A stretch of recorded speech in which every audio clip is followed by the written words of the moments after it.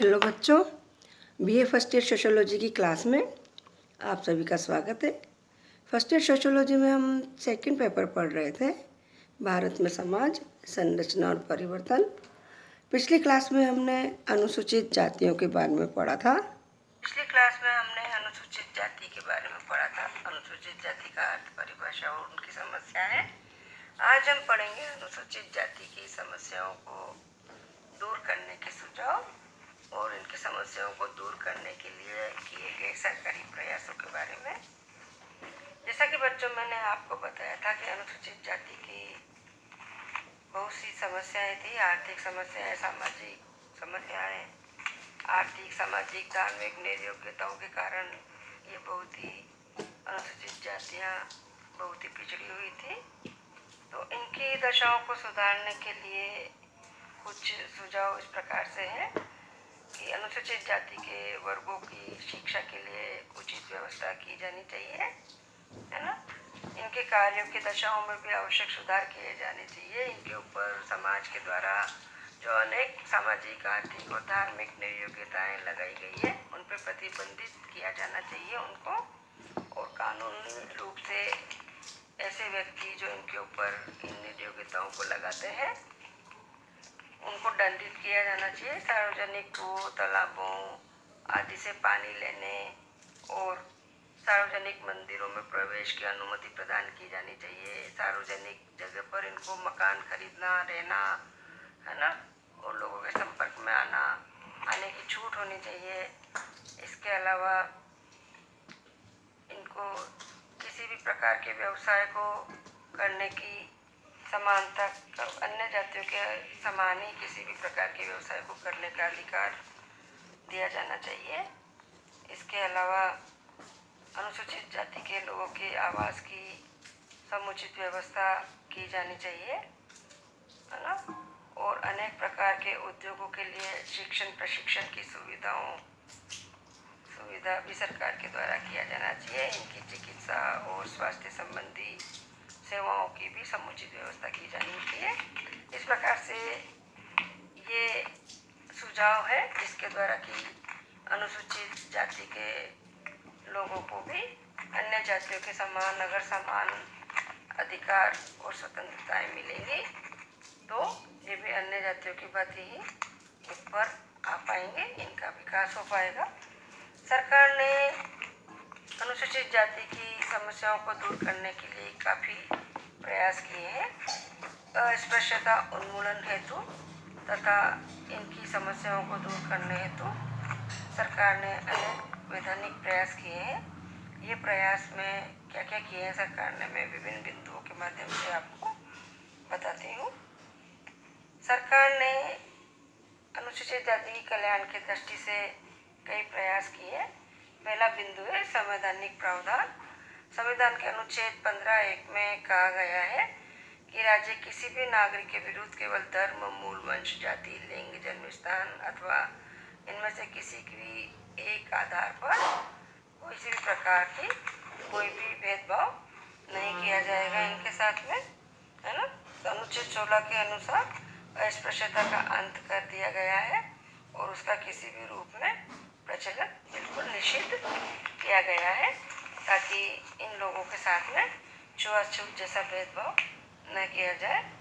अनुच्छेद 19 के द्वारा सरकार ने अस्पृश्यों की या अनुसूचित जातियों की सभी व्यावसायिक निर्योग्यताओं को समाप्त किया है। उन्हें किसी भी व्यवसाय को करने की स्वतंत्रता प्रदान की गई है। फिर अनुच्छेद 25 के द्वारा हिंदुओं के सार्वजनिक धार्मिक स्थानों के द्वार सभी अनुसूचित जातियों के लिए खोल दिए गए हैं। अनुच्छेद 29 के अनुसार राज्य के द्वारा पूर्ण अथवा आंशिक सहायता प्राप्त किसी भी शिक्षण संस्था में किसी भी नागरिक को धर्म, जाति, वंश अथवा भाषा के आधार पर प्रवेश से नहीं रोका जा सकता। यानी कि अनुच्छेद 29 के अनुसार अनुसूचित जातियों को भी सार्वजनिक शिक्षण संस्थाओं में प्रवेश का अधिकार दिया गया है, शिक्षा का अधिकार दिया गया है। अनुच्छेद 46 में अनुसूचित जातियों तथा आदिम जातियों के लिए लोकसभा, विधानसभा, ग्राम पंचायतों और निकायों में स्थान सुरक्षित रखे गए हैं। अनुच्छेद 355 में भी कहा गया है कि यदि संघ तथा राज्य के कार्यों से संबंधित सेवाओं एवं पदों के लिए नियुक्तियां करने में अनुसूचित जातियों का ध्यान रखा जाएगा, है ना। इन संवैधानिक प्रावधानों के द्वारा सरकार ने अस्पृश्यता निवारण करके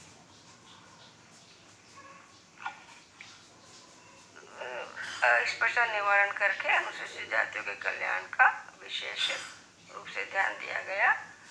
इसके अलावा भी सरकार ने बहुत से प्रयास किए हैं, जिसमें शिक्षा संबंधी सुविधाएं देश की सभी सरकारी शिक्षण संस्थाओं में अनुसूचित जातियों के विद्यार्थियों को के लिए निःशुल्क शिक्षा की व्यवस्था की गई है। अस्पृश्य जाति की छात्राओं को छात्रवृत्ति देने की योजनाएं भी प्रारंभ की गई है। मुफ्त में पुस्तकें तथा अन्य आवश्यक वस्तुओं का प्रबंध किया गया है ना। इसके अलावा राज्य सरकारों ने समाज कल्याण विभागों के माध्यम से अनुसूचित जातियों के विद्यार्थियों के लिए छात्रावास भी खोले हैं।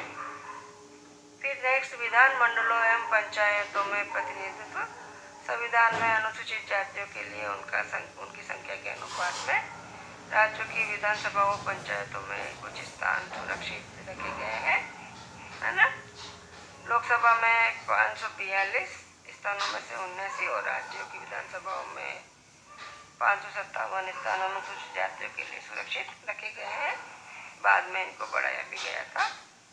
कल्याण एवं सलाहकार संगठन केंद्र एवं राज्यों के अनुसूचित जाति और पिछड़े वर्ग के कल्याण के लिए अलग अलग विभागों में व्यवस्था की गई है ना। कई राज्यों में अनुसूचित जातियों के कल्याण को ध्यान में रख करके पृथक से मंत्रालय भी स्थापित किए गए हैं। सरकारी नौकरियों में भी अनुसूचित जाति के लोगों को कुछ स्थान सुरक्षित रखे गए हैं। खुली प्रतियोगिता के द्वारा अखिल भारतीय आधार पर की जाने वाली नियुक्तियों में 15% और अन्य प्रकार से की जाने वाली नियुक्तियों में 16.5% स्थान अनुसूचित जातियों के लिए सुरक्षित रखे गए हैं। आर्थिक उन्नति के लिए भी सरकार के द्वारा प्रयास किए गए हैं। अस्पृश्य और अनुसूचित जातियों की आर्थिक उन्नति के लिए भी सरकार ने बहुत ही प्रयास किए हैं। कृषि और उद्योग क्षेत्र में आगे बढ़ाने का इनको मौका दिया गया है। शोषण से बचाने के लिए सरकारी समितियों की व्यवस्था की गई। कुटीर उद्योगों में लगाने के लिए प्रशिक्षण, ऋण तथा अनुदान का भी प्रबंध किया गया। 20 सूत्री कार्यक्रम के अंतर्गत इन जातियों के ऋणग्रस्त व्यक्तियों को ऋण से मुक्त करने, भूमिहीनों में भूमि का वितरण करने तथा बंधक श्रमिक प्रथा को समाप्त करने की भी व्यवस्था की गई है।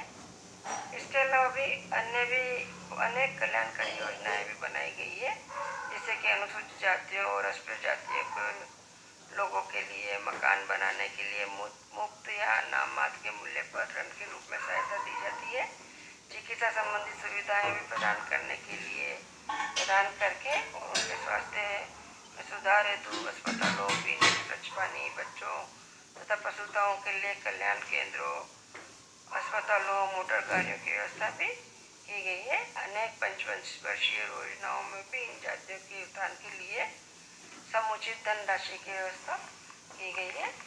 इसके अलावा अस्पृश्यता अपराध अधिनियम 1954 भी लागू किया गया। इससे अस्पृश्यता से संबंधित सभी प्रकार के आचरणों को रोकने तथा अछूतों पर विभिन्न निर्योग्यताओं को लागू करने वाले व्यक्तियों को दंडित करने के लिए ये अस्पृश्यता उन्मूलन अधिनियम संपूर्ण भारत में 1 जून 1955 से लागू किया गया। अधिनियम की 17 धाराओं के द्वारा अस्पृश्यता संबंधी सभी निर्योग्यताओं को समाप्त कर दिया गया है। इस प्रकार से अनुसूचित जाति के लोगों के लिए सरकार ने अनुसूचित जाति के लोगों के कल्याण के लिए सरकार ने अनेक प्रयास किए हैं, जिसके कारण कि इनको सरकारी नौकरियों में आगे बढ़ने के लिए इनके लिए इस कुछ स्थान रिजर्व रखे गए हैं। राज्य की लोकसभाओं, विधानसभाओं, ग्राम पंचायतों आदि में भी इनके लिए स्थान सुरक्षित किए गए हैं। इनके आर्थिक उत्थान हेतु भी सरकार ने बहुत प्रयास किए गए हैं। चिकित्सा और स्वास्थ्य सुविधाओं के लिए भी अस्पताल और चिकित्सा व्यवस्थाओं की व्यवस्था की गई है। पीने के लिए स्वच्छ पानी और आवास के लिए भी सरकार के द्वारा प्रयास किए गए हैं। शिक्षा के लिए भी अनुसूचित जाति के बच्चों की शिक्षा के लिए भी सरकार ने बहुत सी व्यवस्था करी। छात्रवृत्तियों की व्यवस्था, मुफ्त में पुस्तकों, मुफ्त एडमिशन, है ना, आदि की व्यवस्था सरकार के द्वारा की गई है। इस प्रकार से अनुसूचित जाति के लिए सरकार ने, अनुसूचित जाति के कल्याण के लिए सरकार ने इतने सारे प्रयास किए। आज इतना ही। नेक्स्ट टॉपिक अगली क्लास में। Thank you.